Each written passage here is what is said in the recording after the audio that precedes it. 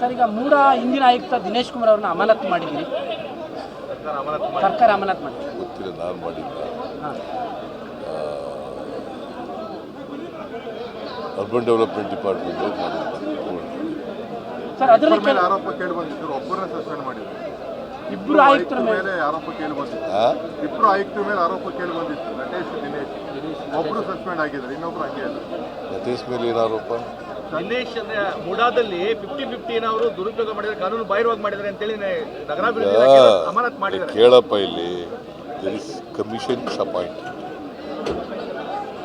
ಅವರು ಏನು ವರದಿ ಕೊಡ್ತಾರೆ ಅದ್ರ ಮೇಲೆ ನಟೇಶ್ ಯಾರು ಮಾಡಲಿ, ಇನ್ನಾರು ದಿನೇಶ್ನಾರು ಮಾಡಲಿ, ಇನ್ನೊಬ್ಬ ಮಾಡಲಿ, ಅದ್ರ ಮೇಲೆ ಕ್ರಮ ತಗೋತಾರೆ. ಸರ್, ಈಗ ಅದರಲ್ಲಿ ಒಂದು ಅಂಶ ಬಹಳ ಕ್ಲಾರಿಟಿ ಇದೆ ಸರ್. 2009ರ ಹಿಂದಿನ ಬಡಾವಣೆಗಳಿಗೆ 50-50 ಅನ್ವಯ ಆಗೋದಿಲ್ಲ, ಇವರೆಲ್ಲ ಅನ್ವಯ ಮಾಡಿಬಿಟ್ಟಿದ್ದಾರೆ ಅಂತ.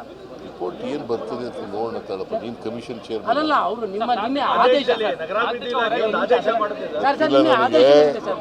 ಎ ಕಮಿಷನ್ ಈಸ್ ಅಪಾಯಿಂಟೆಡ್, ಗೊತ್ತಾಯ್ತಾ? ಅವ್ರು ಏನು ರಿಪೋರ್ಟ್ ಕೊಡ್ತಾರೆ ಅಲ್ಲ ಸರ್, ನಿನ್ನೆ ಸಸ್ಪೆಂಡ್ ಆರ್ಡರ್ ಇದೆ ಸರ್. ಅದು ನಿನ್ನೆ ಸಸ್ಪೆಂಡ್ ಆರ್ಡರ್ ನಾನು ನೋಡಿಲ್ರಿ, ನೋಡ್ದೆ ಏನು ಹೇಳಿ ನಾನು?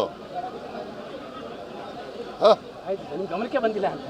ಯಾವುದು ಗಮನಕ್ಕೆ ಬಂದಿದೆ? ಸಸ್ಪೆಂಡ್ ಆಗಿರೋದು ಗೊತ್ತಾಗಿದೆ, ಬಟ್ ಏನು ಬರ್ದಿದ್ದಾರೆ ಆರ್ಡರ್ಸ್ನಲ್ಲಿ ಅಂತ ಗೊತ್ತಿಲ್ಲ.